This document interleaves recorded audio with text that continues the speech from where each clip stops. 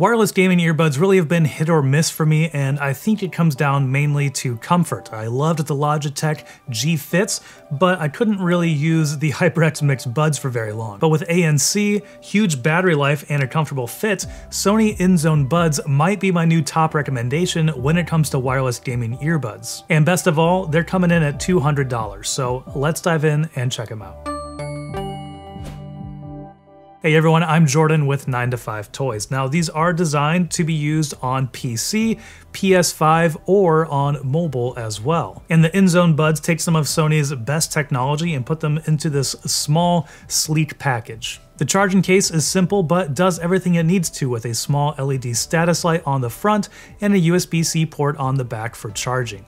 The earbuds themselves have a unique shape that puts a large portion of the body outside of the ear. According to Sony, that helps with comfort, but also, I imagine, helps to put a big battery in there that allows for the 12-hour runtime on 2.4 GHz wireless. There is a single touch button on the outside of each earbud that can be customized. There is an audible cue every time the button is successfully activated, which takes the guesswork out of fumbling with the touch button on earbuds. Now, comfort is subjective when it comes to earbuds, but personally, I've found these to be some of the most comfortable that I've tried so far. That unique shape ensures that there isn't too much of the earbud that's actually sitting inside your ear canal. Additionally, they don't feel too heavy or cumbersome, so you feel like you can move your head around and they're not going to fly out. And Sony provides a wide variety of ear tips and even has a little thing in their app to ensure that you're using the right size for your ear, so getting a comfortable fit should be pretty easy with these. While these ear tips are not form-fitted like the Logitech G Fits, for me personally, these have been great for longer-term use when I am gaming. I still find earbuds to be more fatiguing overall than a wireless gaming headset, for example, something that sits over your ear rather than inside your ear canal.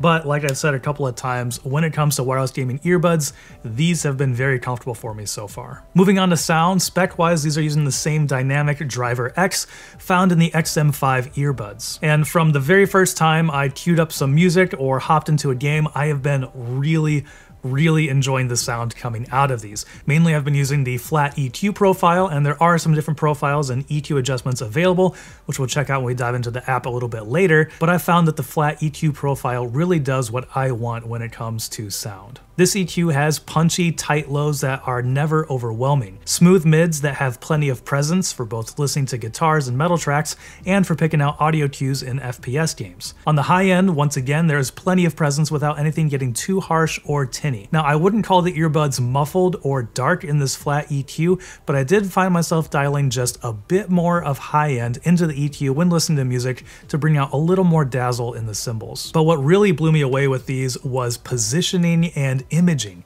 You know, the ability to pick out different instruments and pick out where they are across the soundstage was really impressive on these earbuds. And obviously that's great for music, being able to pick out different instruments, but that's great for gaming as well, being able to hear different audio cues in different directions and kind of make sense of the clutter of a really chaotic battlefield. So when playing games like Battlefield 2042, I felt like I had a great grasp on what was happening around me and the location of nearby enemies. So when it comes to imaging and positioning, I feel that these earbuds go up against some of the flagship wireless headsets we've seen recently. It's just some great clarity, which of course is exactly what you want when you are gaming. So I am absolutely loving these when playing Battlefield 2042's latest season. You can bring up the low end, obviously, with the EQ to add a little bit more presence in there if you want some more immersion or a really big full sound. But, you know, flat EQ right out of the box, it's a good mix where it's not too overwhelming on the low end, but there's also enough of it. Just makes it a lot of fun so you can hear what's going on. My only complaint on the audio side of things is that when there's no music playing, no games playing, when there's, you know, no audio coming through, there is just a little bit of white noise in there. So I never really noticed it when I was gaming because, you know, it gets covered up by any sort of other audio or listening to music, but it is unfortunate that you hear a little bit of white noise when everything else is quiet. One of the most impressive spec features on here is the 12-hour battery life on 2.4 GHz. That's, you know, nearly twice the 7-hour of the Logitech G Fits and twice the HyperX Mixed Buds 6-hour runtime. And that's on the, you know, wireless 2.4 GHz USB-C dongle. If you do flip over to Bluetooth, which this has, it can go up to 24 hours on a single charge. And then the case basically doubles that, so you'll get an additional full charge from the charging case. So that is great, and while obviously it's not as much as wireless gaming headsets that we've seen, like the HyperX Cloud Alpha Wireless, it goes for 300 hours. For wireless gaming earbuds, those are some pretty impressive figures. And besides battery life, another impressive spec here is ANC. I felt like this was something that was lacking on the G Fits from Logitech, and I love to see it here on the Sonys. Now, obviously, I mean, Sony is very well known for ANC. We did a comparison with their over-ear headphones, and I thought that the Sony had the best ANC when compared to some other very expensive premium headphones. And so moving into this, I had pretty high expectations for the Inzone Buds. And while they do well and do a great job of knocking out some lower end stuff, I do feel like a little bit more of the higher frequencies came through than what I was expected. Don't get me wrong, it's still good, but it's just not quite as good as I expected it to be based on the performance of other Sony ANC products that I've tried in the past. But here, where I do most of my gaming, if I have a fan on, if I have AC on, these have been a welcomed addition with ANC to knock out some of that background noise. So still think it's a great addition in here. One other thing that I didn't really anticipate is, when you have wireless gaming earbuds in and you're gaming, which, usually you might be talking to some teammates. With earbuds, much like earplugs, when you have those in, you can hear your own voice a little bit more, and it sounds pretty big and full and boomy. It can be a little bit overwhelming sometimes. Now with the ANC, if you have that turned on, it actually helps to bring down some of that extra boominess, which makes it so the voice isn't so overwhelming. Makes it a little bit easier to hear other audio cues and communicate with my teammates. And Sony has built plenty of app control in here with the Inzone Hub. And these do work on PS5 as well. You do not get the Inzone Hub over there, but you would still get the Tempest 3D audio, so some extra sound personalization in that. But let's hop over to the PC and see what all you can do from inside the Inzone Hub. All right, we are recording on the Inzone Buds, so you can get an idea of what the microphone sounds like while we go through the Inzone Hub app here and see what all you can tweak. So going over to the app, you can see under the sound settings tab, we have different sound profiles if you want to create some different ones. And then the first thing we have here is equalizer. It's a 10-band EQ plus or minus 12 decibels. I found myself using the flat most of the time, but I did hop over to this custom and kind of bring up the highs a little bit when I was listening to music. We also have bass boost and we have music and video, but these to me are pretty heavy-handed and I did not really enjoy them.